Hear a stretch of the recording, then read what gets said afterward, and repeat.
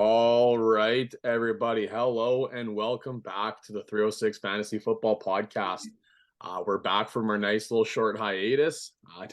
Honestly, it didn't feel like it was all that long, if I'm being real honest with you. But we're back here with episode number 82, and we're starting the 2023 NFL season. So for this episode, just kind of a quick reminder for everybody at home.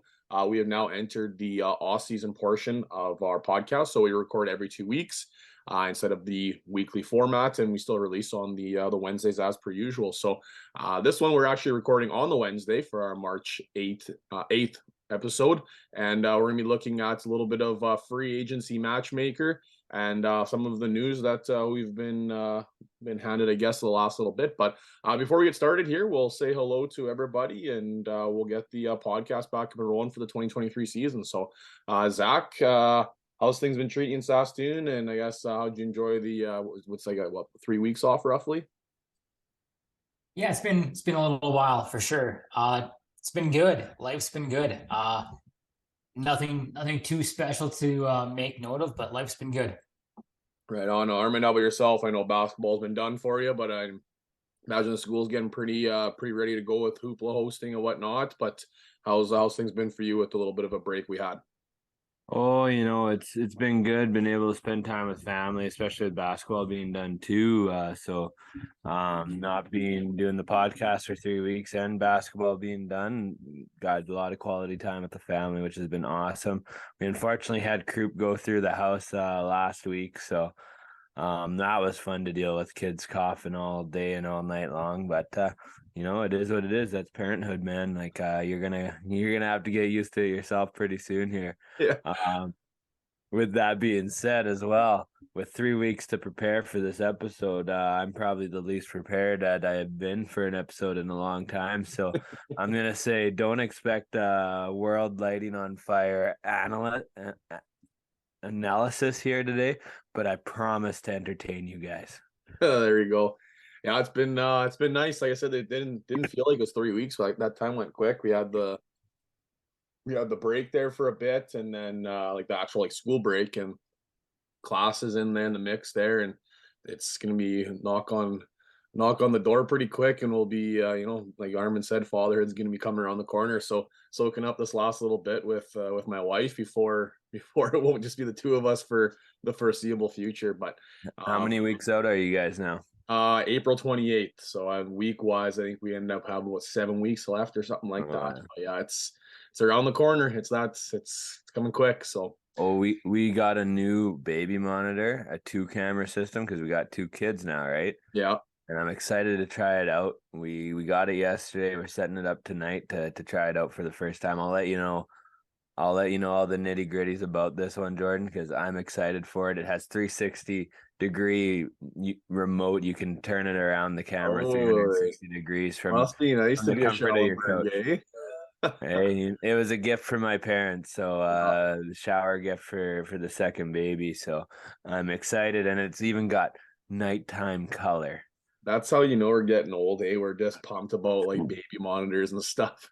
five years ago, not quite the same conversation, but look at us go. Yeah, the big electronic baby monitor. 5 years ago, PS3 or 4, whatever was out at that point. Yeah, hashtag not a sponsor. Getting back into things here.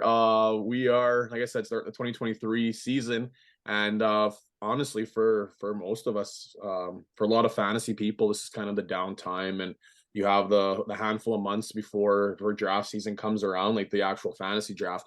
But for definitely for us here, and if you're listening at home, I can imagine you're sharing the same sentiment as us. But this is a really exciting time for football and fantasy managers, especially if you're in Dynasty. We've had the NFL Combine this past weekend, and this time leading up here until the end of April, we have the NFL draft coming up. So this is a fun time for us to not only start figuring out some free agent landing spots and figuring out some of the holes that our favorite teams have, and trying to fill those holes in free agency. And then if those teams don't do that in that period, we can start transitioning into the draft period and trying to patch those holes up with the upcoming rookie class. So this is a lot of fun. We talked about before. this time of year, we start to do a lot of, game show type things and interactive activities with the people at home. So this is a lot of fun for not only us, the podcast, but for everybody at home as well too. So before we get going, we'll get the 22 fresh quick question of the week. And this question we're going to do is, who's a player that you think their situation is going to get a lot better based on free agency? So a few free agency tidbits are out there right now. We don't know everything, obviously, because free agency hasn't officially opened until March 15th. But we have some rumors and some franchise tags and stuff that's happened. But we'll start with Zach on this one. So Zach, who's somebody that, based on their potential situation, I guess, on free agency, who do you think is has like a really good opportunity coming up this upcoming year? Well, initially, my answer was going to be Tony Pollard, but we found out a day or two ago that he was franchised by the Cowboys. So I had to pivot. And my player that I think might make a jump based on free agency is running back Kenny Gainwell. Now, this one isn't set in stone because in about a month and a half, the draft is going to be coming up, and the Eagles are in position to possibly take one of the top, or if not the top, running backs in the class at the end of the first round. But I think if the Eagles don't touch the backfield and Sanders ends up signing elsewhere, Kenny Gainwell is somebody that has shown the ability to be efficient given limited touches. And I'd be interested to see what he is capable of doing when the backfield is his, or when he has a larger share of the backfield in Philadelphia. That's one where, if you're in Dynasty right now, it might be an interesting buy low candidate. But I'm curious to see what you think. Well, this one, Zach, I've seen some a little bit.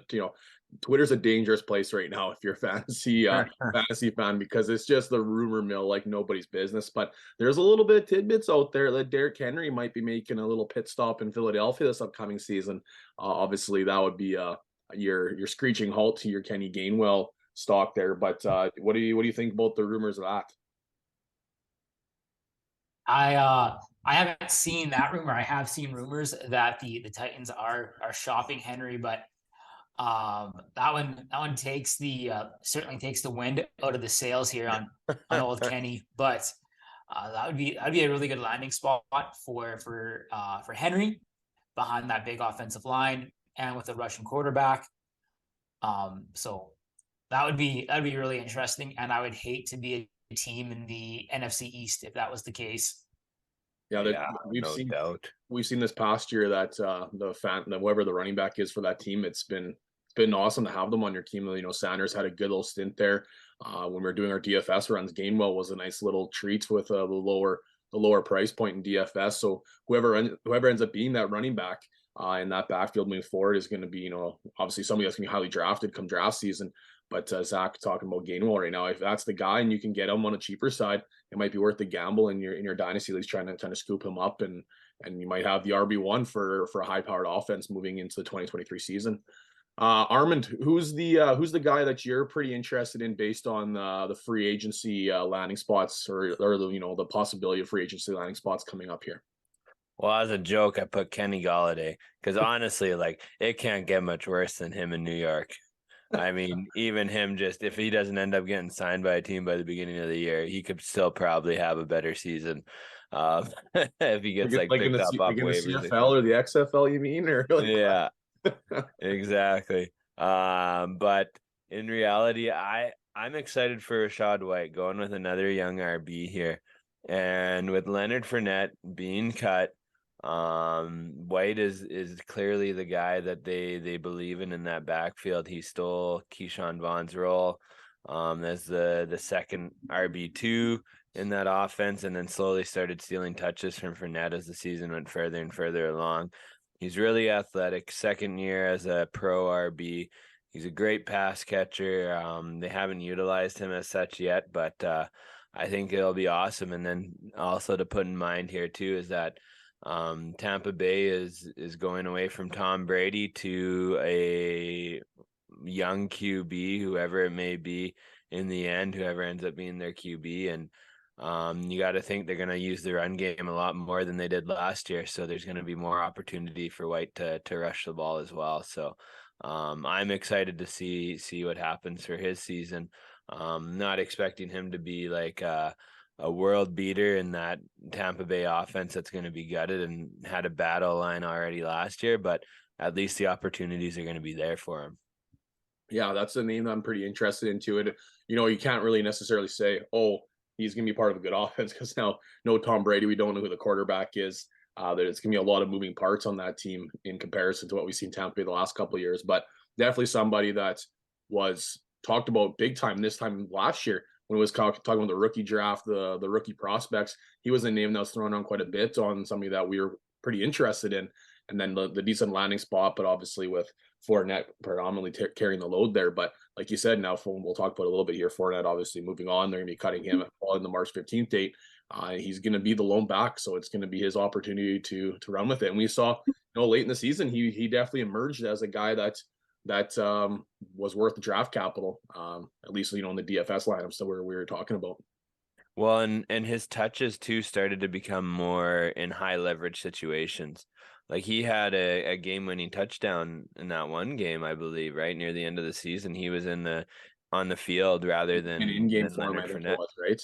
What? With the win in game for Tampa Bay, win in the division. Yeah, and he was in, and he scored that game-winning touchdown. So that just shows you, like, the front office, they believe in him and they want to give him the opportunity. Yeah. Mine, I've got two down here because it was a similar idea, similar players, and obviously similar arguments as well too. I view one better than the other, but I view both as very good wide receivers, and they both had good rookie years. And my two guys are Chris Olave and Garrett Wilson. And I actually put these down even before the signing of New Orleans, which we'll get to shortly here. But I was excited about both of these because their situation was either going to stay the same or moderately get better, or going to drastically get better. Last year with Chris Olave, he had a really good year, and it was with Andy Dalton. So I mean, there's a lot of quarterbacks in the NFL that are better than Andy Dalton. And obviously now knowing that New Orleans has locked up Derek Carr, do I think that Chris Olave is going to be a top 5 wide receiver in the 2023 season? Not likely. But do I think he's going to be a wide receiver 1? I think that's a strong possibility, especially seeing what Derek Carr has been able to do the past couple of years. Derek Carr is a top 15 quarterback, but very much on the bottom end of that scale. He's been able to, keep offenses moving, but hasn't been, the top 5 quarterback in the NFL. It could have got a lot worse for Chris Olave. And in the same sentiment for Garrett Wilson, we've seen what he had within the quarterback position. The best quarterback he had for him was Mike White. And we still saw Garrett Wilson be very, very successful. And now that we have this connection of possibly Aaron Rodgers, there's the trade talks between Green Bay and the Jets right now. Garrett Wilson could be skyrocketing, and that could put Garrett Wilson in a position to be a top 5 wide receiver. We've seen Aaron Rodgers support a top 5 wide receiver many, many seasons throughout his very successful career. So, we could have these trade talks completely plummet, and then Garrett Wilson be going into the season with the very similar situation he had last year. Well, then it's going to stay the same, and we're just going to hope it's Mike White, and we're going to hope that we see those wide receiver 1 numbers continue. But those are two guys I can see taking another step forward, but not necessarily a step back other than injury based on their the free agency market with the quarterback. So two guys that I am pretty interested in, more or less Garrett Wilson, but there's still the uncertainty with Garrett Wilson, or at least with Chris Olave right now, we know what we're getting with Derek Carr. Yeah, I'm a little more excited about Olave because I know what his quarterback's going to be already. And you can say that, like, his jump, if him and Wilson have the same season, identical seasons, Olave had a bigger jump than Wilson did because Wilson already put up an incredible season. Yeah, and like Garrett Wilson, would he finish as wide receiver? I don't have it in front of me. I think he finishes a wide receiver 1. I think you're right. I'd have to double check, but I'm pretty sure you're right. If it wasn't wide receiver 1, it was definitely a high-end wide receiver 2, but he was a guy that had the boom weeks, where Chris Olave was very consistent, mixing a touchdown. It was a good week for him, but Garrett Wilson had those big explosive multi-touchdown weeks where, Aaron Rodgers is very capable of selecting one of those wide receivers and really hyper efficiently targeting that player. Anybody find that stat, or if you wide receiver 19? Oh, there you go. So for Garrett Wilson, yeah. So wide receiver and wide receiver 25 for Olave. Oh, there we go. So it's still very similar profile, and I think Olave missed some time too. Did he not? I think so. Yeah. Just 2 games for a concussion, if I remember correctly. Regardless, some names that are definitely on the radar for this upcoming year, and I know I just traded Garrett Wilson away this last season, but be nice to get one of those young guys back on the old dynasty team. But we'll get ourselves into some insiders and headliners here. We've got a lot to take care of, so we'll try and go through it relatively quickly, especially some of the less important news. I've just been handed an urgent and horrifying news story.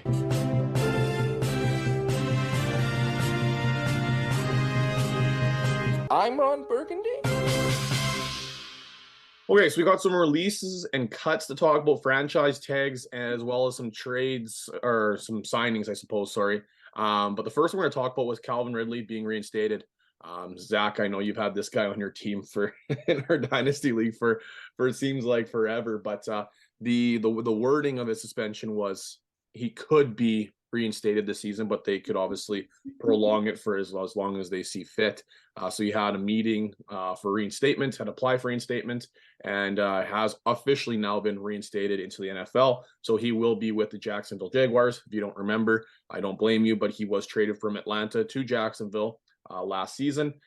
So that Jacksonville Jaguar offense, if he looks anything what the hopes were for him before he was suspended, that offense is going to get a significant boost. So dynasty values, Zach, is this a guy? I know obviously you have him on your team, so it might be maybe the right guy to ask, I guess. Are you in a trade, hold, or pursue for a Calvin Ridley? I know what is he now, 27 years old, 28 years old at this point. But is that a guy that you would like to be pursuing, or what would you be doing if you had him? You haven't seen him play football in a while, but I'm just curious on a possible value check right now. Well, in order for me to give him up right now in Dynasty, I would need to be not overwhelmed, but I'd have to be impressed by the offer. If you have him, you've likely held on to him for in a large amount of time. I've had him since prior to his injury 2 seasons ago. So I've had him for a while, and I've been holding him for this moment. So for me, I'd have to be blown away by the offer. But if you can get him on the cheap, I think that's a good investment to make, because prior to that injury, he was a wide receiver 1. And this offense, I think, is a lot better than the offense he had previously in Atlanta with an aging Matt Ryan and an aging Julio Jones. He'll be paired with Christian Kirk, who had a very unpronounced season. He finished as wide receiver 11 in half-point leagues this past year. So he has a good running mate, not to mention Zay Jones, who was a top 30 receiver as well, and an ascending quarterback in Trevor Lawrence. So I think his spot in that offense is going to be one where he doesn't have to be the target like he was in Atlanta. There's enough mouths to feed to take attention away from himself. Yeah, 28 years old, turning 29 towards I think it's middle December. So I'll throw one at you here, and then we'll kind of move on. But if relatively deeper draft class this year, especially with the running back position and some very strong wide receivers, let's say like middle second round pick, early to middle second round pick, would you keep Calvin Ridley, or would you take the gamble on the early second round pick? Yeah, that's not even thinking about that. No, it's got to be decline. It's got to be a first rounder for Calvin Ridley. I would say so, especially in 1 QB leagues for sure. I think this draft class has 3, maybe 4 really good receivers, and then the running back class is going to be fascinating. I think this free agent class is super deep, and that could really change the running back landscape. And this running back class is deep, but really only 1, maybe 2 premier talents, I think, so far. So I don't think the value that you're going to get in the second round even comes close to what I'm hoping to get out of Calvin Ridley. Perfect. Just trying to get a little perspective for some of the people at home. Obviously, as a name we haven't been talking about for what seems like quite a while. Obviously, other than negative news to the injury and the suspension. So putting a little bit of a buzz around his name as as it's a name that people will be talking about here, trying to get on the cheap side possibly this offseason, and then definitely a name that'll be drafted this upcoming fantasy season. Going into some releases and cuts. We already talked about Kenny Golladay. He'll be released following the March 15th start of the 2023 season to save the team $6.7 million in cap space. Arguably going to go down as one of the worst contracts ever signed by a franchise. I think it ended up being I think it was around like somebody, how did it work on $1 million a catch or something like that, or $1.6 million a catch. That's I'm a big Kenny G fan, but oh boy, was that stop in the Giants organization is going to be a tough one for the Giants fans to swallow. But Marcus Mariota also released. It was a quarterback for the Atlanta Falcons. That's going to save them $12 million in cap space. Carson Wentz was released by the Washington Commanders. And then we kind of mentioned with Armin's answer in the 22 Fresh quick question of the week, we talked about Leonard Fournette, and he will also be a March 15th cut as well too. So that's where that's, like Armin said, the Rashaad White hype is going to start to move forward, obviously following that cut date. The big one, we got some big signings here, but I want to talk about the franchise tags first. This one is going to be very fascinating, and I think it's going to be interesting in the world of guaranteed money that quarterbacks are starting to receive. The Lamar Jackson situation, we weren't sure if he was going to make the long-term deal. It sounded like he was looking for, I think it was $25 million guaranteed over 5 years or something like that. Correct me if I'm wrong on that. But what ended up happening was Baltimore signed into what's called a non-exclusive franchise tag. And how this works is he'll either sign the franchise tag and play under the franchise tag deal, but it allows other teams and other organizations in the league to be able to offer him contracts, and he can sign that contract, but the Ravens are given an opportunity to match that contract or let him sign with that team. Now, say, for example, let's say throw out a team like let's say Pittsburgh Steelers want to sign Lamar Jackson. They offer him X contract. Now, if the contract is too much for the Ravens to sign or want to sign, they would receive 2 first-round compensation back. A little bit risky, but what it does is it eliminates teams from giving those low ball offers and from them just signing and moving on from them because they can match that said offer. Now, I don't want to give too much of this away, obviously, Zach, because I know this is going to talk about a little bit into your PowerPoint we got moving here and your portion of the episode. But Armin, do you think this is something that we're going to see more teams doing in the sense of guaranteed money, or is this like a gamble worth paying off for him? I'm curious what you think, not necessarily about the just Lamar aspect of where he's going to, because we'll talk about that, but what do you think about this the non-exclusive franchise tag? The non-exclusive franchise tag or the guaranteed money that QBs want? Well, I guess in a sense of using the non-exclusive franchise tag to try and avoid that guaranteed money contract. Those big cap loading QB contracts. It's an interesting way to do it, and the Ravens do save a little bit of money too, because that franchise tag comes with a smaller price tag than if they signed him to an exclusive franchise tag.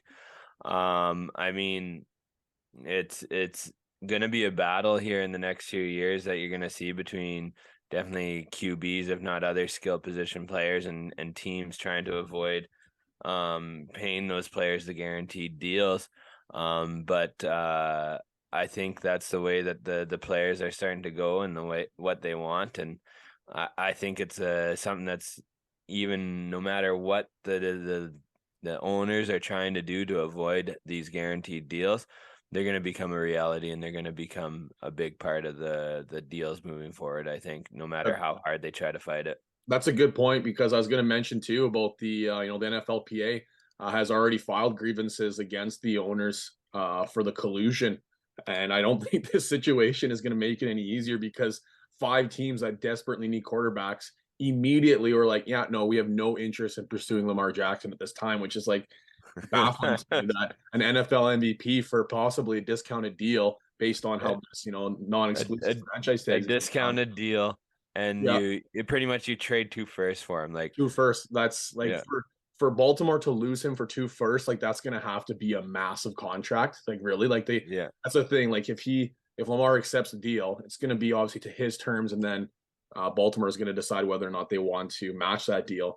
And if they don't, they get 2 firsts. When really, if they would have just signed him and traded him, they would have got a massive haul back anyway. So it's an interesting situation that we'll continue to monitor, and we'll talk a little bit more in our segment upcoming here, but just something to obviously bring attention to. Well, and when Deshaun Watson gets that guaranteed money, right, it kind of makes it hard to argue that other guys shouldn't be getting that guaranteed money. Yeah, the Cleveland Browns really sewered other NFL franchises with quarterback contracts coming up. Like Justin Herbert's going to be getting one shortly. Joe Burrow's going to be getting one shortly. We got some big names that are going to be due. I think Josh Allen, I can't remember if he signed a big ticket deal recently or not, but we got some big name quarterbacks here that are going to be due some big money. So it's going to be very, very fascinating to see how teams can maneuver this guaranteed contract scenario.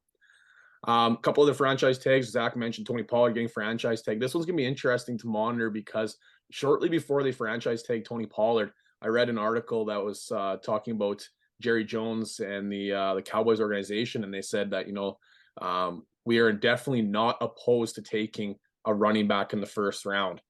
So now franchise tagging Tony Pollard, and then it ended up being, I think the report said $28 million in guaranteed money in the running back room, which is a large portion of the cap to be eaten by the running back position. So now that means Ezekiel Elliott's going to get cut and they're going to draft a first round pick. I've heard tons of rumors of Ezekiel Elliott possibly getting cut here to save some money, but there's also, the rumors that he'll just restructure the contract to stick around so that way you can guarantee he gets more money than you would get in the free agency market. There's so many different aspects going around here, which we'll find more out as we progress closer to the March 15th deadline. But that's going to be an interesting one to follow because there's a lot of money tied up in that organization to the running back position right now.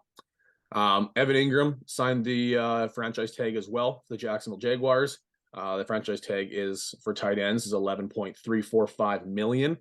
So another weapon that's going to be helping Trevor Lawrence, and they have that nice little connection similar to that offense that Zach had mentioned at the top of the episode when we were talking about Calvin Ridley.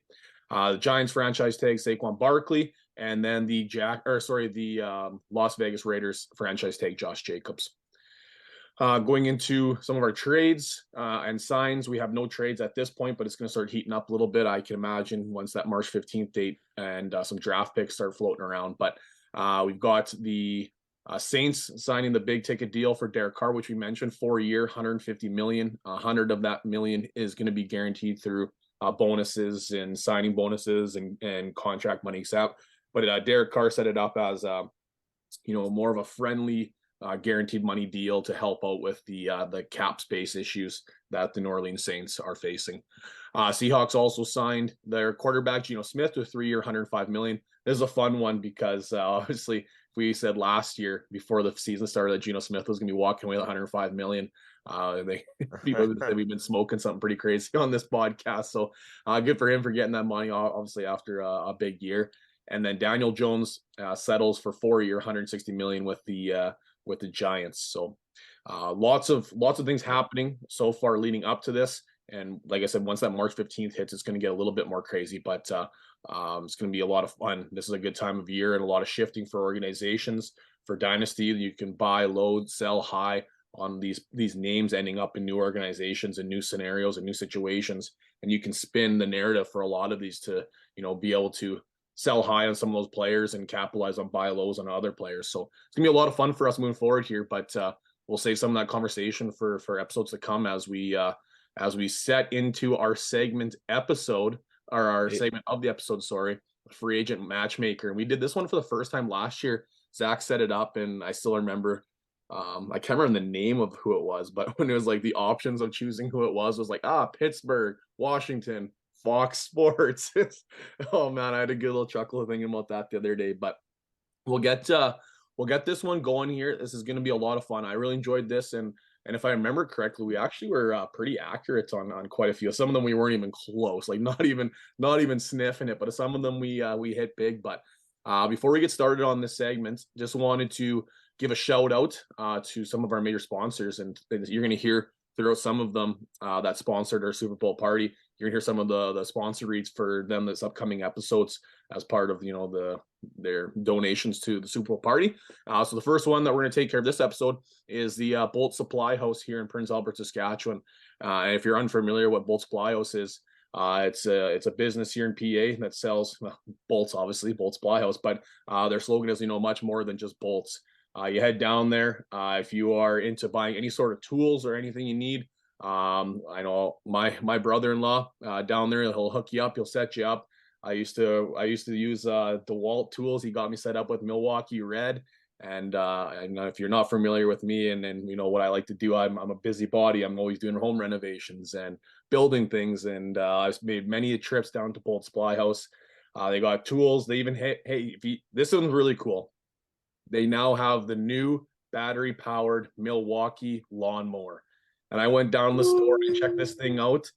It's pretty freaking cool, you guys. Like, it's really, really cool. And I'm not going to lie to you. I've made mention several times to my wife, hey, we got to go down and see this lawnmower. Like, it's pretty sweet. My brother-in-law is already getting one, the lucky bugger. So might have to go down there and show my wife how easy it is to move this, battery powered lawnmower that Bolt Supply House has got. But obviously, big thank you to Bolt Supply House for making the Super Bowl party happen. Helping us to create more money to charity. And obviously we're going to be doing the same thing again this upcoming year with a new charity this upcoming season. So thank you, Bolt Supply House. If you're in the area and you need, bolts, screws, tools, whatever it may have you, find your way down to Bolt Supply House here in Prince Albert, Saskatchewan.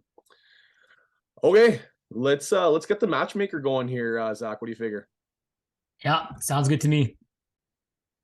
All right. So as you mentioned, we did this last year, and the player that you mentioned that Fox News was an option was Ryan Fitzpatrick, and that was one of the ones that we got right. I think he actually signed on with Amazon for their Thursday night package, but we got the fact that he was going broadcast correct. So this is the 306 second ever free agency matchmaker. And how it's going to work is I will present the two of you with a player, and each of you can, decide who you think that player will sign with. I've provided you guys with three options that I think might make sense, but if you have another team in mind, feel free to go off the board and match them with another team that I haven't listed. So we'll take turns going first. Start with Armand, then we'll jump to Jordan, okay? 10-4. Alrighty, so we'll be starting with the quarterbacks. And I had a few more quarterbacks listed, but with the franchise tag and Carr signing, we're only really down to two. And really, of those two, one of them is Lamar Jackson, who we just talked about having signed that non-exclusive franchise tag. But I am of the belief that that tag could lead him signing somewhere else. So I thought I would include him in this. Lamar is 26 years old. And last year, he had a 63% completion percentage, 2,200 passing yards, and 17 TDs through the air. He did miss several games at the end of the season.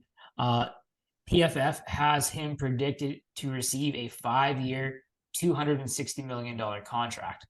So I thought possible landing spots would be Atlanta. They are certainly in need of a quarterback. Detroit, they have 2 first-round picks this year that would satisfy the compensation demands that the Ravens would get. And I think they have a very potent offense. They just need maybe a step up from Goff.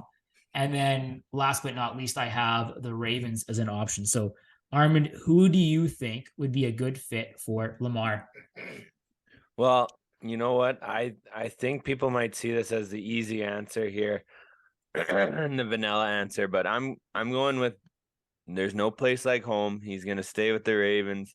They're going to figure out a contract. He's staying there longer than this year even is what I'm saying. So yeah, Lamar Jackson this year and beyond, Raven. Jordan? Oh, if honestly, if it didn't come out with those, those teams are, oh, we're out. I would have been guessing Washington.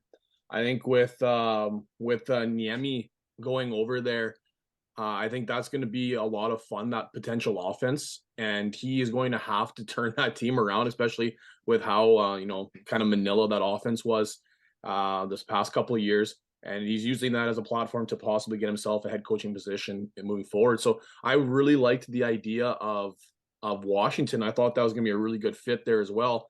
But they're one of the teams that said no, we're out. So it's a bit of a head scratcher for me still that you can be that confident that you don't want to pursue an MVP or a former MVP quarterback. But this is one of those ones. Am I thinking with my head or am I thinking with my heart here? Because like Zach said, Detroit has the capital, and there's nothing. And maybe tell me if I'm wrong here, Zach. But I was looking into a little bit of the negotiations and how this would work. But it's not, doesn't have to be the most recent upcoming firsts. Like they can offer their 24, 25 first.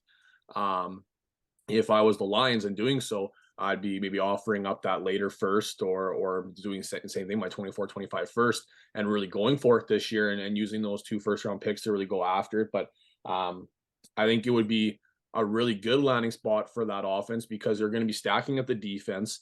We've already seen the weapons that the Detroit Lions have, and that would be by far the most weapons that Lamar Jackson has utilized in the past. And if you look at the amount of touchdowns, especially red zone touchdowns that the Detroit Lions produced last season, so many of them came from that double tight end set. And obviously going back to Lamar Jackson history, we know that connection he has with tight ends. So I think that would be a really, really good fit. It's just a matter of, is that organization willing to give up that much guaranteed money? And they only have, I think, $25 million in cap space going into the 23 season.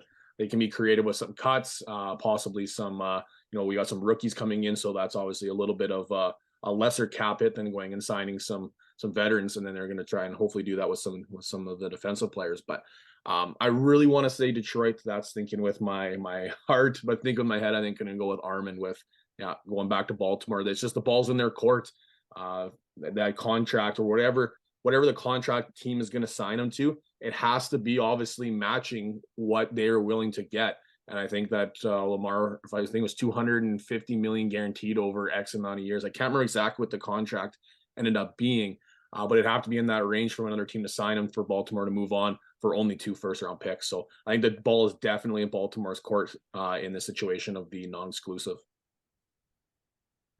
I think you guys both made some really good arguments, but I think Lamar won't be with the Ravens next season. I don't know who he'll be with, but I think this is a very unique opportunity for the other 31 teams in the NFL where you have a quarterback who is in his mid-20s still, former league MVP, and all you have to give up to get him is 2 first round picks.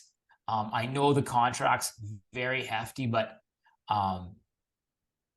you get an MVP caliber quarterback, you are going to have to pay them regardless of if you draft them or if you trade for them.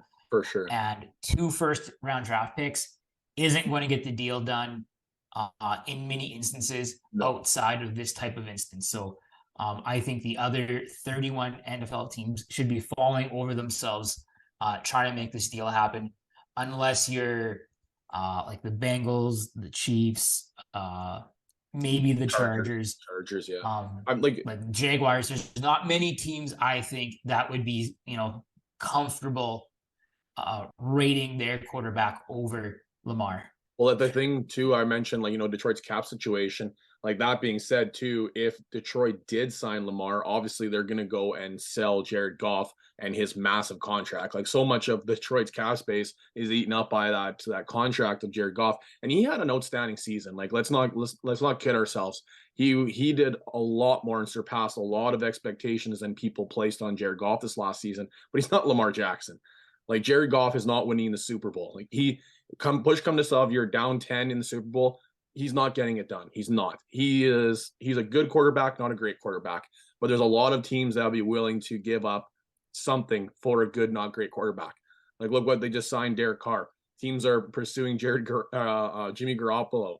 Teams are pursuing Rodgers on the back end of his career. There's gonna be teams that are willing to give something up for Jared Goff on that good season. So obviously, if they do send him away, they'd be opening up some cap space. So there's not a lot of teams that are in that position to be able to make this move, like you mentioned, like Detroit. So I think it really comes down to those two teams, unless somebody's going to get really creative with moving some assets around to free up some cap space.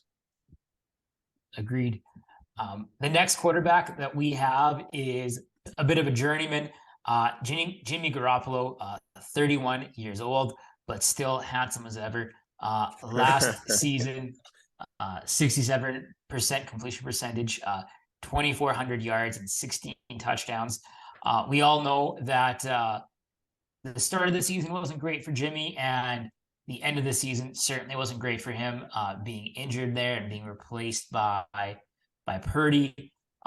PFF projects him to receive a kind of a 1-year stopgap contract from a team for $15 million. Possible landing spots that I have listed right now include the Raiders, the Colts, and the Jets. I think all three of these places make sense for their own reasons. What do you think, Jordan? This one, this one I think is kind of going to be contingent on a few things. And the first and most important is going to be where Aaron Rodgers ends up going. Because I think it'd be interesting for somebody to say that he's going to end up going to the Jets because the Jets need a quarterback. And I think he'd be a decent fit, but not a great fit, not necessarily what New York Jets are looking for. I did want to say Vegas, but I'm going to go a little off the board here, and I'm going to say I'm going to Washington Commanders. Currently in the draft order, Washington is sitting at 16th. And after the performance that Richardson put in the combine, there's no way he's going to fall all the way to 16th. I'm thinking maybe the only quarterback that might maybe get there is Will Levis.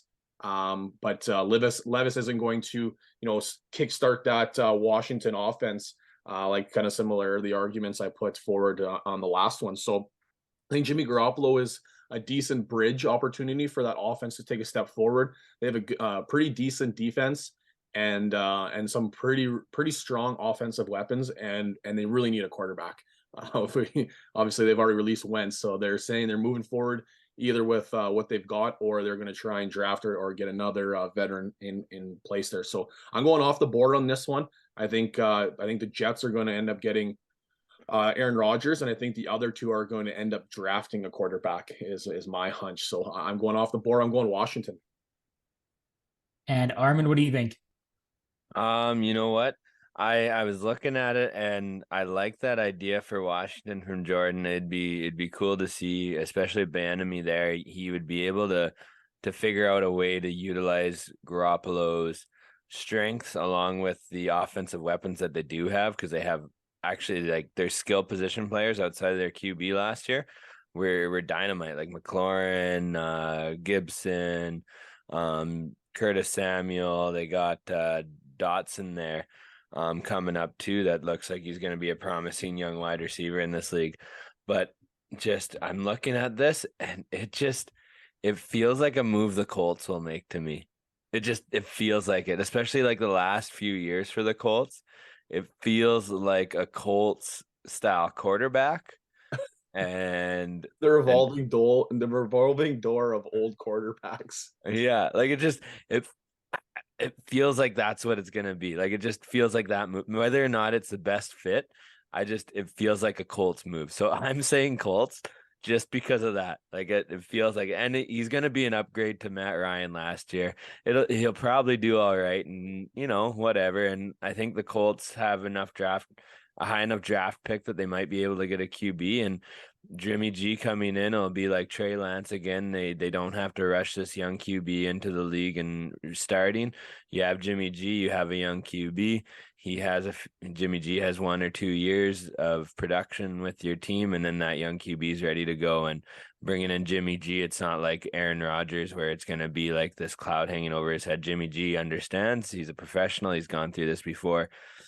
He's going to turn into the new Fitzpatrick of the league here pretty soon. The Colts have 4th overall, though, and that's just screams drafting a quarterback. There's three very good prospects, and I say like there's been 2 by a long shot, 2 2 runaways, and then Richardson has just been climbing like crazy. Was projected as like that middle late first round, and now there's rumors that he could be the first overall. I think that's a little crazy, but the Colts scream draft pick to me just at that 104, and Raiders sitting at the 7th overall. That seems kind of like a team that might be able to jump Houston for that first overall, and if not, maybe be able to trade up with Arizona to kind of the sewer in Indianapolis and get the quarterback of their choice. But it's so funny because I look back to some of the things that we argued in this exact segment last year, and it seems so logical. And that offseason was just like so bananas that whatever makes sense in our head was just not what happened. But I'm curious to see how this is all going to shake out, because this is a significantly stronger quarterback class than what we had last year. Certainly is. Both of your answers very convincing. I do like what you said about the Colts there, Armin. They do have the 4th overall pick, so they are in position, if they do choose to draft a quarterback, where they can sit back and they can just let the last quarterback come to them. Or if they are very convinced on one, they could possibly trade up and get the guy they want. Regardless, though, I think signing Garoppolo to the Colts would allow them, especially if it is an Anthony Richardson or a Will Levis, for them to sit potentially a little bit behind Garoppolo before they take over for him. So I do like that Colts landing spot there. Yeah, and depending on how that QB develops, whoever gets drafted behind him, if he goes to the Colts, they could end up starting by the end of the year anyways. And like you won't care because it's Garoppolo. Right. Yeah. That's what they did last year too, wasn't it? Matt Ryan started, and then who was the rookie last year that came in? What the hell was his name? He was like, Ellinger. Yeah. Sam Ellinger. Yeah. Yeah, I mean, but like, that's a very different situation. But that's exactly what the Colts faced last year. Yeah, this is basically like this could be very similar to Trubisky with the Steelers, where they signed him first day of free agency. He was thought of as kind of the bridge quarterback. Yeah. I don't think many people expected him to be the presumptive starter going forward. And then I think 21st overall, they end up drafting Pickett. And before the bye week, even like weeks 4 or 5, 6, I think Pickett was starting. So it was a very short bridge. Yeah, I could see a very bridge going over the Carrot River. He finished week 3 out, if I'm not mistaken, had 2 rushing touchdowns. And like 3 interceptions. It was a wild stat line. It was really gross. Jordan tries to make him look good. Nah, it wasn't good. Hey, I tried trading Derek Carr for him there, Armin. You turned him down, so that's your fault. So those are the 2 quarterbacks that I thought were interesting. I have one other quarterback that we can discuss at the end if there's time. Next is the running back pool of free agents. The running backs are fascinating. I think there are so many running backs that are free agents this year that it could completely reshape the NFL landscape, not to mention the dynasty landscape as well. You could be holding on to 2 or 3 running backs right now on your dynasty rosters. And this time next week, they could all be in a timeshare that they weren't in before with a very capable NFL running back. So this is going to be very interesting. I think this class would have been much more interesting had Pollard, Barkley, and Jacobs not all been franchised. But there are 2 more guys here that are left that I think will be pretty popular once they hit the open market. The first guy here is David Montgomery, 25 years old. Last year, 801 rushing yards, 5 touchdowns on the ground, 34 receptions, 316 yards through the air, and 1 touchdown. PFF predicts a 3-year, $19.5 million contract. And some possible destinations that I thought of include the Falcons, going back to the Bears, or possibly going to South Beach and signing with the Dolphins. What say you there, Armin? You know what? I'm going off script here. I feel like none of the above, because I feel like Miami's backfield with what they want to do with it there. You look at the guys they have. I think they're pretty happy with it, and they wouldn't want someone like Montgomery. They'd probably want to do a bigger upgrade at their RB position if they were to actually bring in another piece in their backfield. Chicago, I think, he's done there. And Atlanta, they're not in a position to really win right now. So why sign a RB, and why not just use your young RB that you got right now in Algier? So I am going with the LA Rams, actually. It feels like an LA Rams move. You got Akers, who started at the end of the year, started coming back again and looking more like the guy everyone thought he would be, but you're not sure what you got with him yet. And then they seem to like to sign those old RBs that don't move very much to have as their backup guys. So Montgomery, he just kind of strikes me of that guy that would be a good fit in the Rams based on their history. I am super intrigued, and I'm trying to pick up some on the fly arguments. But if I'm not mistaken, is not every single Miami backfield like a cut candidate or like an unrestricted free agent? You're correct. Jeff Wilson, Raheem Mostert, and Myles Gaskins are all free agents. Yeah, so that's kind of where I'm leaning a little bit. I know there was a report saying that they were very interested in bringing them all back. Or not all of them, I guess Mostert and Wilson. I don't know about Myles Gaskins and whatever, and company, but I do think that's a position of need. Kind of like how Armin said, I think Miami is capable of making a bigger splash. There's been some rumors of some of the big names getting traded, but I think this is a decent fit for Montgomery to go to Miami. I think that's a good position for him. If he does go to Miami, I can see him signing like almost like a 2-year deal, where it's almost like a borderline prove it deal, or get the big contract. But this isn't a situation, or even better, it's a risky deal, but sign the 1-year deal on a good offense, really boom, and then sign the big contract after. Just because, like you said, Zach, it was a bigger running back free agency class, and then a lot of rookies coming in. So there's teams that are, they're not willing to pay the big ticket price right now for running backs. But I think Miami is a good fit for Montgomery with being able to catch the ball in the backfield, and has been a decent runner.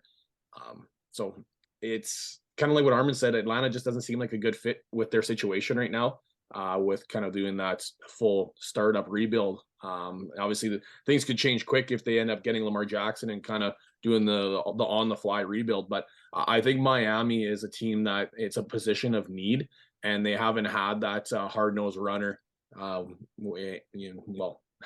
For how long? When Myles Gaskins is your hard nosed goal line runner, I think that says enough in itself that I think that's a decent fit for Montgomery. And selfishly, I want Khalil Herbert to be the lone standing back in Chicago. So there's that little back of my mind telling me so. So I'm going Miami. Awesome. I think when I had the other running backs here, Jacobs, Barkley, Pollard, I think I included the Dolphins as an option for literally all of them, because they are losing so many, or potentially losing so many of their running backs. And I think that Shanahan style offense that McDaniels came from in San Fran is really predicated on the run game. So I think they're going to make an effort to go and get a very capable running back. And I think Montgomery and this next guy both fit that bill. Could you imagine Barkley to what I got to say, though? That would have been about that, though, Zach, with the San Fran connection, is those RBs that they currently have that they could resign are San Fran guys. Yeah. Mm-hmm. I was just saying, could you imagine how fun Miami would have been with Barkley if they didn't franchise tag him and he actually touched free agency? Like, that'd have been so much fun. But that's the NFL, I guess. But I actually thought Pollard would have been a really good fit in Miami. Yeah. Oh yeah, big time. So this next player from the same draft class as David Montgomery, Miles Sanders. He's 25 years old. Last year he had a career year, 1,200 rushing yards, 11 touchdowns on the ground, 20 receptions, and only 78 yards through the air with no receiving touchdowns. PFF predicts a 2-year, $14 million contract. Very similar to Montgomery. I thought re-signing with the Eagles would be a good fit for him, possibly going to Chicago in the event Montgomery leaves, just swapping running backs there in Chicago. And then, as I had previously mentioned, the Dolphins as a potential landing spot based on need. So, Armin, you went first with Montgomery. So, JC, what do you think? Yeah, oh man, this is a hard one because part of me kind of wants to say the Rams, kind of like what Armin had said there, just because that's a team that goes after those big names. Allen Robinson out of the blue because he was a big name and helping move forward. And I do think RB is a little bit of a need there. Akers stepped up big time down the stretch, so that makes it a little bit more interesting. But I'm going to go a little bit off script here as well, and I'm going to go Denver Broncos. Now, Denver Broncos is an interesting one because they can cut Chase Edmonds and save, I think it's like $6 million cap. But obviously they got Javonte Williams. But now there's rumors that Javonte Williams is going to be missing a substantial amount of time of the 2023 season.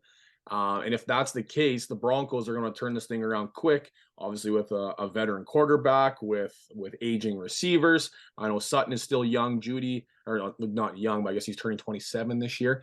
Judy's still young, but you're kind of missing that window of these guys under contract.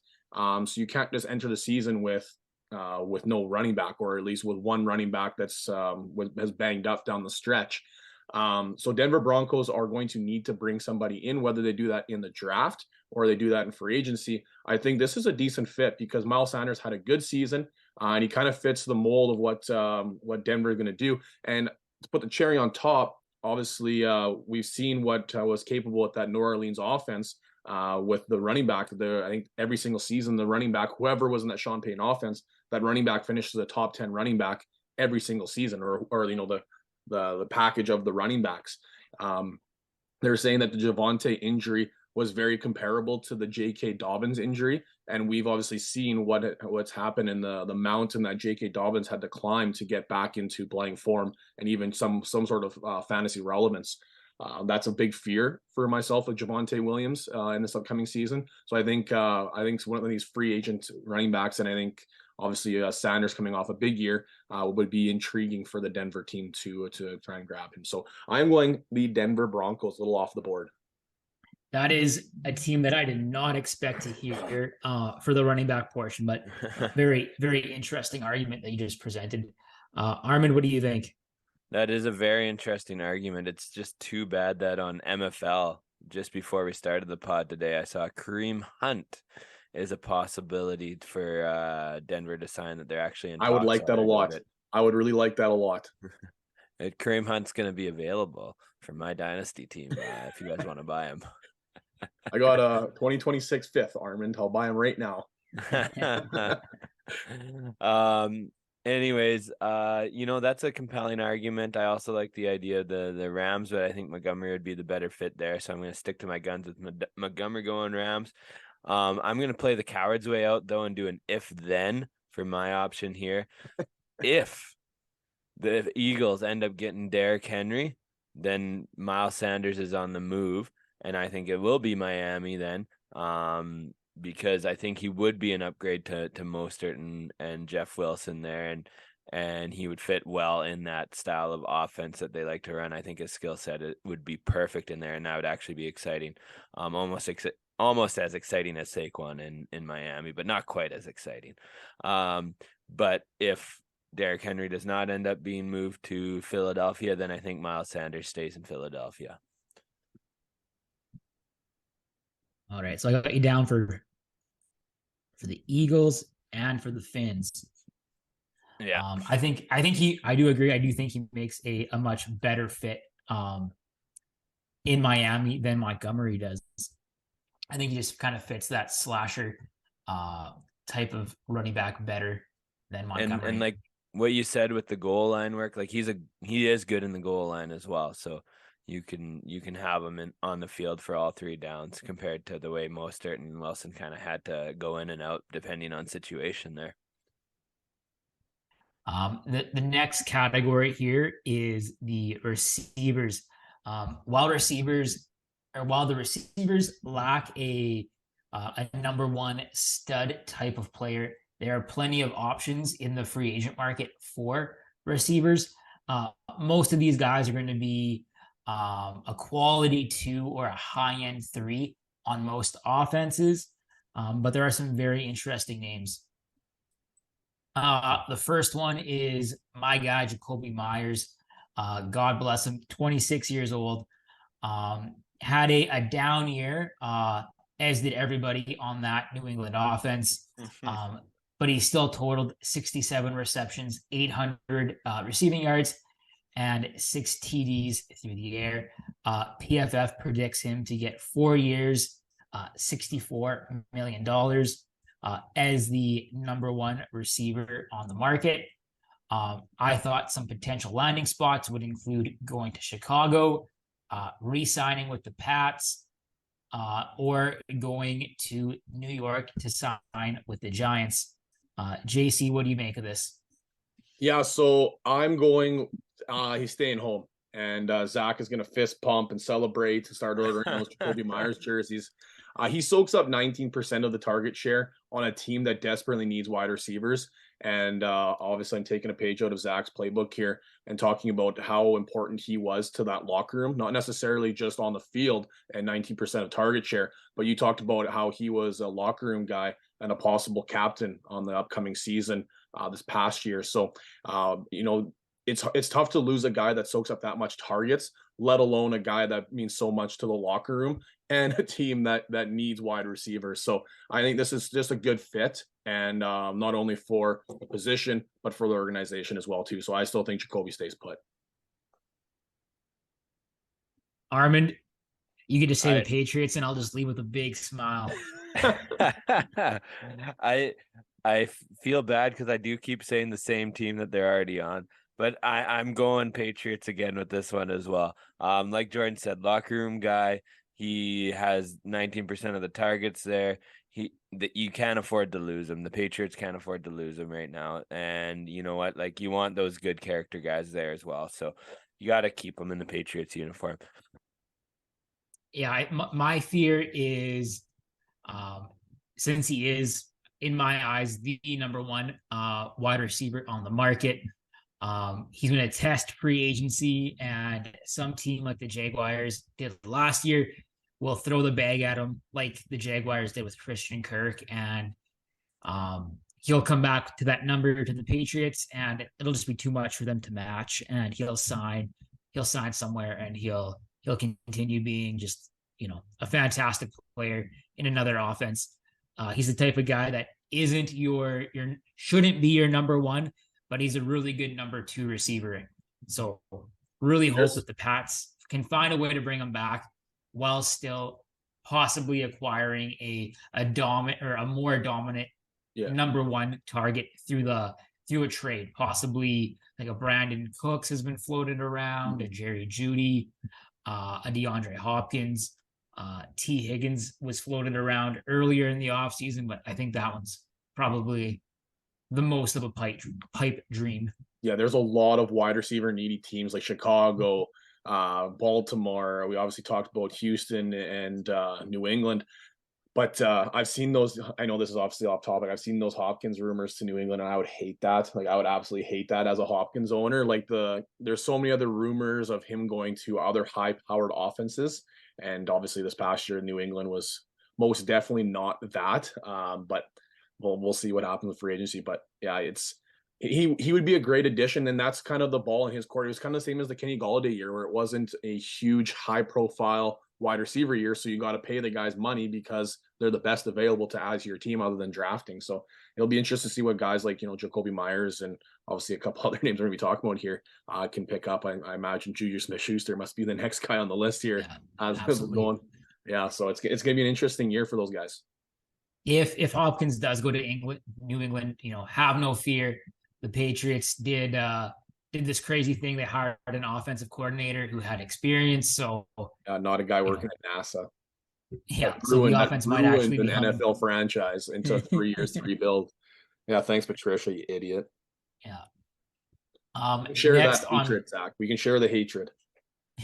oh, I spent most of September through January just seething on my couch every Sunday. Oh man, that guy sucks. Quite the beard though. Yeah, I'll give him that. So the next receiver here that I have listed is Juju Smith-Schuster, who you just mentioned. Somehow he's still only 26 years old. He must have joined the NFL as like a 17-year-old, because I swear he's been playing for five ever at this point. Yeah.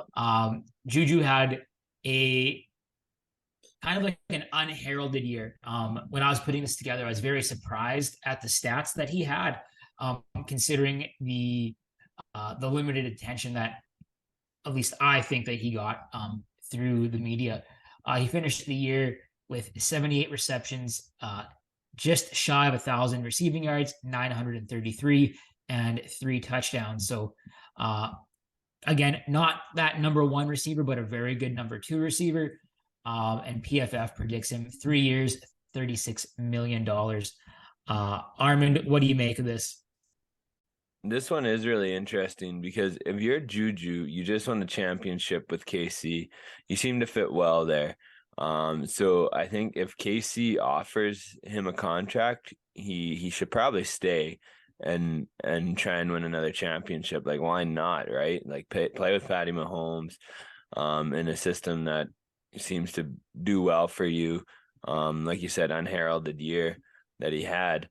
But I could see KC not even offering him a contract based on they still have Kelsey, and then Tony is starting to come up. They seem to be liking Sky Moore a little bit more. So, you know what? It could be Baltimore, baby. Trying to finally give Lamar a few more weapons out there, and like it might work. It might work. So I'm gonna go Baltimore. Okay, so this is almost like an Armin's if then this kind of thing, but I have seen reports that KC wants to re-sign him, but obviously they're not going to pay a mega deal for him. But if I'm Juju Smith-Schuster and in a similar kind of a similar sentiment that Armin shared, you won the Super Bowl.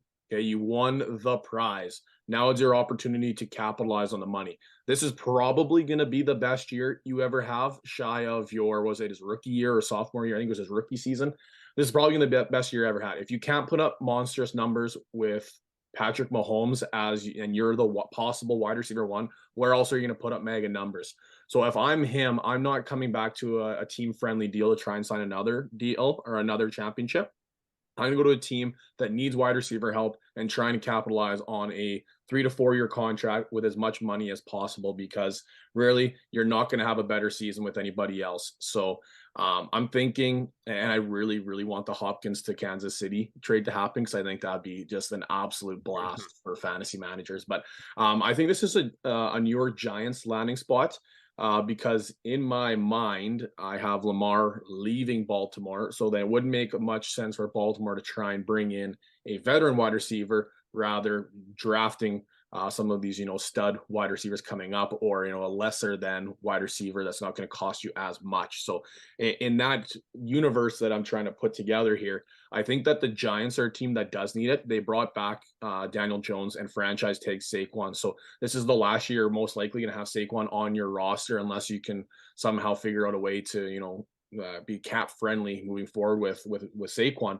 And you need wide receiver help. So this is, to me, by what the moves that the Giants have put together, is that they're trying to continue to move forward the success they had this year and win, keep winning in the playoffs and hopefully the Lombardi Trophy. So with doing so, you're not going to win it with Kenny Golladay and 6 catches and the receiving core that you currently have.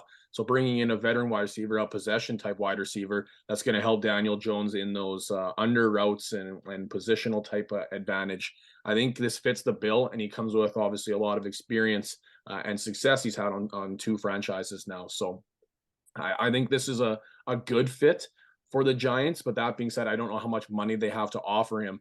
Obviously, learning their lesson by giving a substantial contract to Kenny Golladay. But I do think it is a good fit for Juju Smith to land in New York.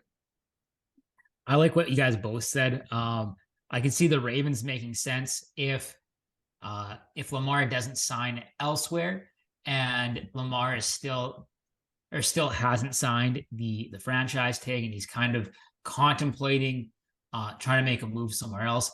Maybe the Ravens do bring in a competent receiver and say, hey, like, look, we're trying to help you out. We're trying to bring in weapons, trying to entice him to stay. So I could see the Ravens, but I could also see the Giants. Like you said, they're trying to build an offense around Daniel Jones, an offense that really accentuates his skill set. And I think that's through a player like Smith-Schuster. So I could see both of these scenarios happening. Next in this. Yeah, sorry, go ahead. Next receiver here is Allen Lazard. This is going to be pretty interesting. I think Lazard is 27 years old. Finished last season with 60 receptions, 788 receiving yards, and 6 touchdowns. PFF predicts a similar contract to Smith-Schuster, 3 years, $33 million. Now, the reason why I say this one is interesting is because unlike Myers and Smith-Schuster and some of the other receivers that are available this offseason, Lazard is a big body receiver that primarily works the outside of the field, down the sidelines. Guys like Myers, Smith-Schuster, Darius Slayton, those types of guys are more slot receivers that work the inside of the field. Lazard, on the other hand, big body that can go for those contested catches. So if an offense is looking for a receiver like him, he's one of the only options out there, or the best option out there in my eyes. So I have here options being going home, staying with the Packers, potentially going to Chicago, a division rival, and signing with the Bears, or going to Kansas City. Lately, there's been a few rumors floating around Twitter that the Chiefs would like to bring Lazard there. So what do you think there, JC? Yeah, to me, that's a really good fit. The Packers, even though they do need a wide receiver, and he's vacating once again 19% of target share for the Packers last year, but we saw the emergence of Romeo Doubs and Christian Watson, and more than likely they're moving on from Aaron Rodgers. So this is going to be Jordan Love's offense. I just don't know if they're going to want to be retaining a 27-year-old wide receiver when really, if Rodgers leaves, it's going to be more than less a rebuild.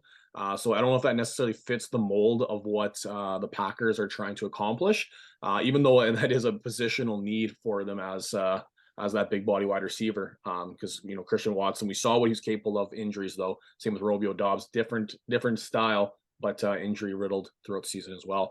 But to me, KC fits the bill here. This is a team that's ready to win and a team that is needing the big body type wide receiver.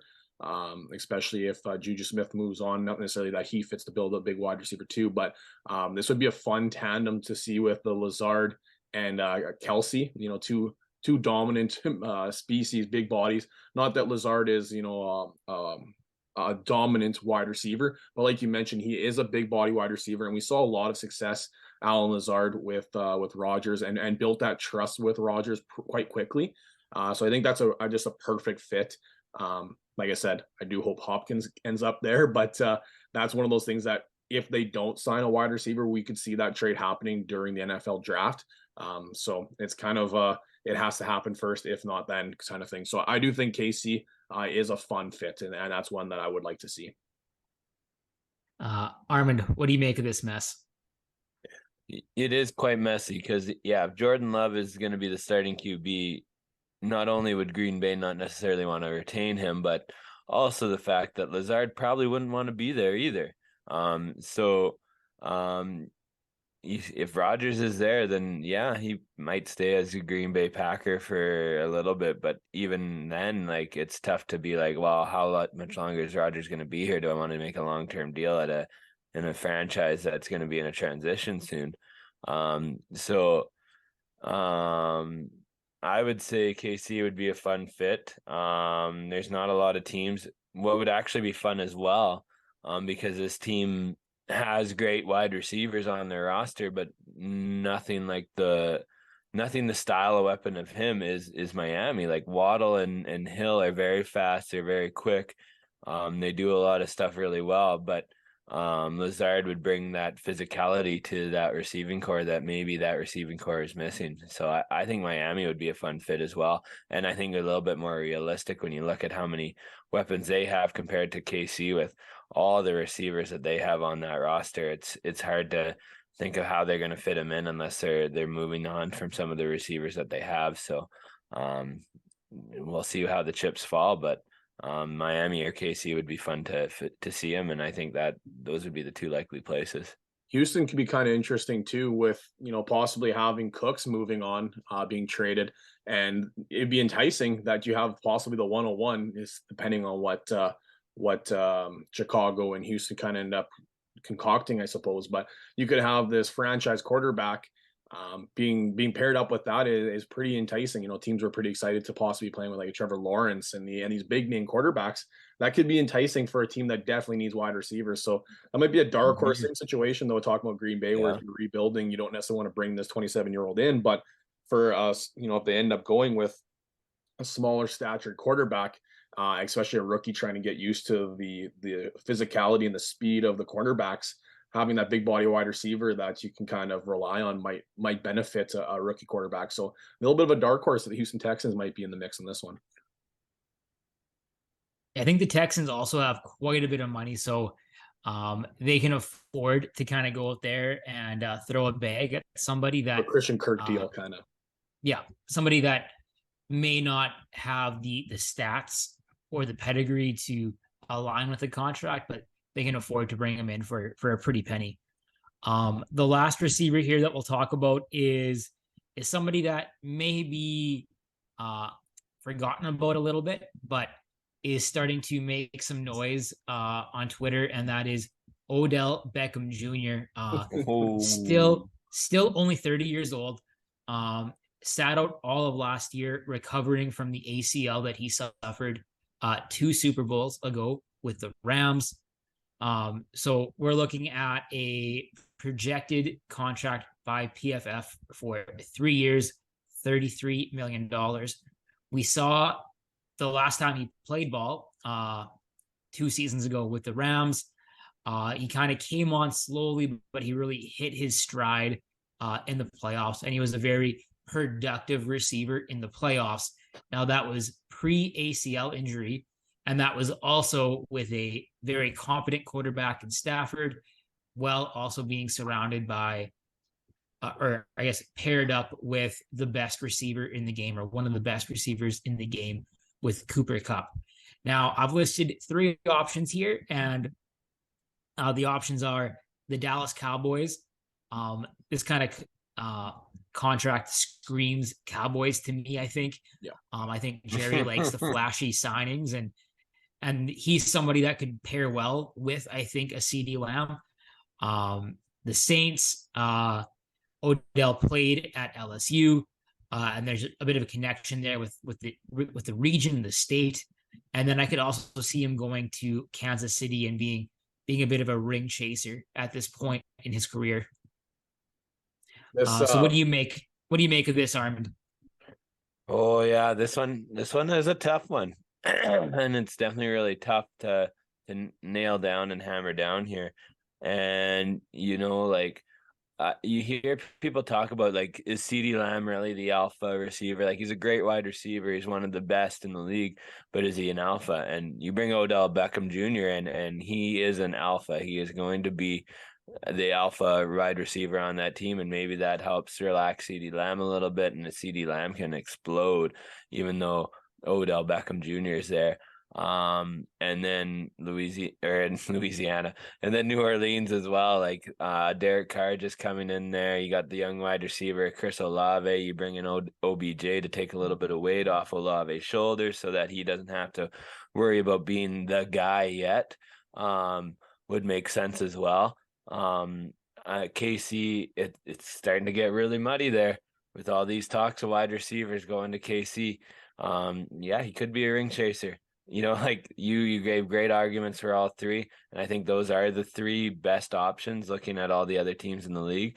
I'm leaning towards Dallas because of what you said, that this contract screams Dallas, screams Jerry Jones, with wanting to make a splash, and then also you take the little bit of pressure off Lamb to be the alpha. OBJ's an alpha. He's going to take over. Yeah, Gallup didn't take a step forward. So I kind of agree with you, Armin, that this screams like a Dallas signing. They need to make a signing, in my opinion. But there's also now with a new OC, and there's talk about this transition that they want to run the ball more. They want to win ball games by defense, not offense. Taking the ball out of Dak's hand a little bit. So that kind of playing into that makes things a little bit more interesting. But I'm going to put a dark horse out there, and I'm going to go. He's going back to the Rams because I've heard rumors that the Rams are trying to move on from Robinson. They said, yeah, he's allowing him to go talk to teams. That was obviously a major flop. Robinson did not pan out in Los Angeles, and they have no draft capital. They're not going to be able to replace him in the draft without burning precious draft capital with very minimal of what they've got. A player that knows the organization's been there, already won a ring there. I think it kind of makes sense for them to bring him on. It'd have to be on a bit of a discounted deal just because of the cap situation that they've been, flirting with this past couple of years. But the Robinson situation failed. They know what they can get with OBJ. He's not going to be the one. Obviously, we know what Cooper Kupp is.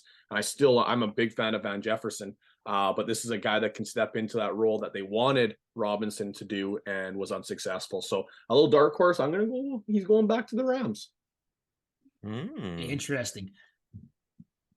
The Rams have come up a few times here, and each time they pop up, I am surprised. With no draft capital, you got to get creative.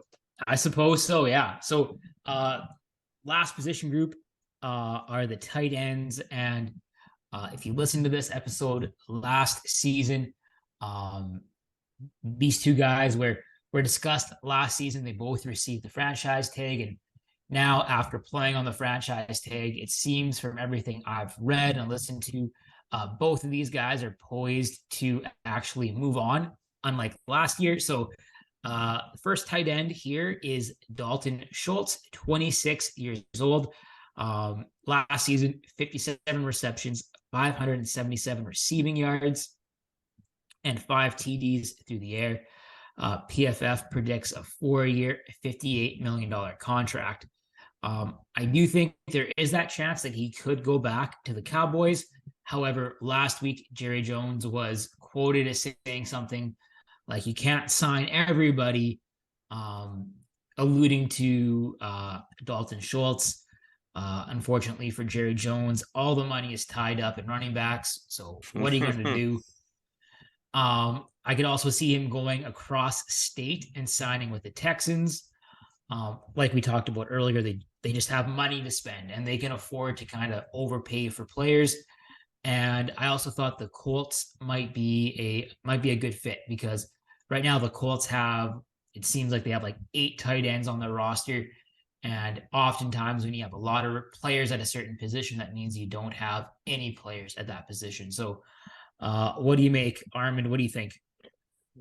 I'm eliminating the Colts because of Jelani Woods and my belief in him. He's a young tight end that just needs to develop a little bit more, and I think he'll be a great tight end for the Colts in the future here. So, I was gonna go Dallas until you said that little nugget about Jerry Jones. I think Dalton Schultz fits really well on that Dallas offense, though, and I really hope that he can stay in Dallas because I think just keep it going, man. Keep the good times rolling. I don't see him exploding with any other team out there that really utilizes the tight end that needs a tight end, if that makes sense. So I really hope he stays in Dallas, but I'm gonna say the most likely scenario based on the Jerry Jones thing then is the Texans. Going to the Texans, and hopefully with the new QB, a new young QB, he can light the world on fire there. Here you go, Armand. I'm going to blow your mind. You're going to love this as a Dalton Schultz owner. He is going to the Cincinnati Bengals. That is a Whoa. team that needs tight ends big time. They're losing 4 tight ends. Obviously, Hayden Hurst with 11% of target share. And then there's 3% target share with the remaining other tight ends. But they're not going to enter the season with Devin Ozzie, or however the hell you pronounce his name, that the New England Patriots burnt a 2nd round or 3rd round draft pick on. 3rd rounder. Yeah. Sorry.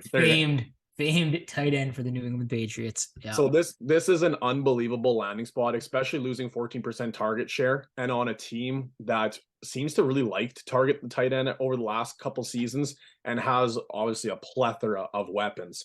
So you can only cover so many of them. And Dalton Schultz being athletic enough and talented enough, we've seen the past couple seasons of what he was capable in Dallas.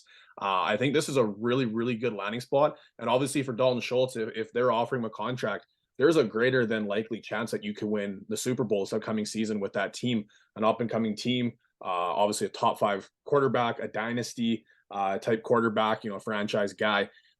I think this would be a superb landing spot, and I think it would be a lot of fun if you are a Dalton Schultz manager and he ends up there. So I'm gonna say a little bit of fun one, and this is gonna be one of those ones where if you're a Dalton Schultz manager, you got a tough decision to make. Do you think that he can continue the trend of what his numbers are and skyrocket even more on this offense, or are you selling high on the hype of landing on this team? So I'm going to say this is going to be the talk of the town come free agency, and he's going to end up in Cincinnati. Ooh. Now, I got to say the Bengals were a team that I thought about putting on here because they are losing several tight ends. But I don't know if that would be good business for the Bengals, considering Burrow and Chase are both coming due for an extension, as well as T. Higgins. I thought they might try to put money towards those players, knowing that in the future they might not have the cap space they have this year. Certainly this year they have cap space to spend, but I don't know if they want to allocate too much money to the tight end. Here's my thought process. If he really, really capitalizes on his opportunity and is substantial for Cincinnati, you can see them moving on from T. Higgins, and that money that's allocated for T. Higgins, they can end up trading him or moving on from him, and then still using that money to pay those other guys, and then drafting once again another wide receiver to fill that position, or a Juju Smith-Schuster type guy, or the lower end tier wide receivers, maybe a Brandon Cooks you end up picking up in free agency or something like that. So they could get pretty creative, and there's already been the T. Higgins rumors. They've squashed that already, but it just seems very unlikely that they're going to re-sign T. Higgins and obviously Jamar Chase and Joe Burrow in the near future. Now, this next guy, talk about maybe misplaying your hand. Mike Gesicki, 27 years old, 2 seasons ago, prior to being franchised by the Dolphins, was something crazy like tight end 11. Had 70 some receptions, I think. This year he had less than half, with 32 receptions, 362 receiving yards, and 5 TDs. I think if he was entering the free agent market last year, coming off of that type of season, he would have received a huge contract or a very favorable contract. Now, this year, coming off a down season, maybe a bit of a depressed asset, and PFF predicts only a 3-year, $38 million contract. Some teams that I thought might be interested, again, the Texans, they just have money to spend. The Chargers, potentially moving on from Everett. They're a team that may be looking to refill the tight end position. And then the Giants are a team that might be looking for weapons. Not having very many options at receiver, they might try to fill that through tight end. Gesicki, kind of like Evan Ingram, is just a big wide receiver anyways. So Jordan, what do you think? Where will Mike Gesicki land? I'm pretty sure I said the same spot last year. I think I'm pretty sure I said the Chargers. I think that's a fun spot. It all kind of hinges on Everett, and Everett actually had a really good season with the Chargers, which is disappointing to see because that was the hopes and dreams I had for other players landing in that spot, and I think it's a really good fit for a tight end. So this is where it's if then this kind of thing, kind of like what Armin said. But I would love to see him in Los Angeles, but I just don't see them moving on from Everett after them bringing him in, and he found success there on that team, especially a team that is going to have to get creative with the cap coming up here. They're already talking about possibly cutting Keenan Allen. Those are a lot of rumors just try and save some cap space. Those rumors have since been kind of, kiboshed a little bit and saying that they're going to hold on to him. So getting creative with the cap and bringing a guy in for 3 or 38 million. I don't know if that happens. But it'd be a lot of fun, obviously, seeing him there. So I'm going to go with the Giants. It's a tough one though, because Bellinger kind of came forward as a budding rookie. Ended up missing time due to a serious eye injury. Ended up getting a finger in the eye and missed, I think it was like 7 weeks. So I think a lot of people kind of forget about him. But this might be a guy that you can bring in, run the double tight sets in this offense with the mobile quarterback, obviously a really good running back in Saquon Barkley, or even bringing in as a veteran for Bellinger to learn from and develop as well too. So I I would love to see Los Angeles. I just don't see it happening with the cap space and their situation. So I'm going to go with the Giants on this one. And Armin? Gesicki was a guy in Miami here that I don't think he was very happy about Waddle and Hill coming in and taking up all those targets, because like Jordan said, he is pretty much just a big wide receiver, and he's a guy that wants the ball, he wants to be passed to. So I think the best place for him to go is the Chargers, because that is a team that does utilize the tight end position, and he'd be an upgrade to Everett, I think. And I think it'd be a good fit, Gesicki in a Chargers uniform, that powder blue maybe. Let's see him rumble. I think it'd be good. Couple dark horse options here. One is Green Bay. I think it's 14% target vacated. With losing, oh my goodness, his name's Tunyon, thank you. I just talked about his target share and I couldn't remember his name, my god. And then the Lions as well too, a couple NFC North teams that are looking for tight ends, both obviously in a situation where they could draft them. There's a couple nice little rookie tight ends coming in here, which we'll talk about in the upcoming episodes, but both are dark horse landing spots as well too for a possible tight end. And that about wraps it up here for free agent matchmaker. Be interesting to see how many or if any of these landing spots you guys nailed. So thank you guys so much for playing along, and you folks at home, if you're interested, definitely write these names down as potential landing spots for these free agents. So go ahead and try to play along and see how you guys do compared to us. Oh, well, we appreciate you doing that, Zach. This is man, I said at the start of the episode, this is my favorite time of year with doing fantasy. We're so confined during the season with what we can do and how much to try and compact in an episode once a week. But the 2-week stints and being able to, cover so much of a broader topic of fantasy football and have fun with doing these game show like episodes, it's a lot of fun. And obviously there's a lot of work that you put into putting this forward and having the research and teams put together and the free agents and stuff like that. So really appreciate that, and thanks for obviously putting together for us to be able to participate, and looking forward to us be able to reciprocate so you can participate in some of these games as well too. It's my favorite time of year, so I'm very much looking forward to that. Anything to mention here before we wrap this one up? I know I will say usually we do just if you're new to us, we always do a ice cold hot take at the end. Same as last year, we didn't do one on this episode just because with the franchise tagging, trades, free agency upcoming, and then with this segment as well too, it does get a little bit long. This is longer than usually what our episodes will run. But we'll be back on our next episode in 2 weeks' time here, and Armin will be kickstarting our ice cold hot takes. So it is currently the 8th. I think our next episode will be coming on, my goodness, I don't have the calendar in front of me here, but I think it ends up being like the 20th. Is that correct? Quote me if I'm pulling up a calendar here for you. The 22nd. There we go. So our next episode will be coming up on March the 22nd. We'll obviously have all the chips lay at our feet here of where teams have landed with free agency, and maybe also some fun trades to talk about fall in the free agency market and stuff like that too. We'll see how accurate we were with some of our guesses, but we'll talk soon here on this episode. But I guess anything to wrap up, fellas, here on this episode number 82. Yeah, I'd like to wish a happy International Women's Day to all of our listeners out there. It's a really cool time to be a football fan. There's a lot of female coaches and members of management joining the league, both the NFL and the CFL. It's really neat to be around when the leagues are making this type of change, where even like 5-10 years ago, it's completely unheard of to have a female on a football staff.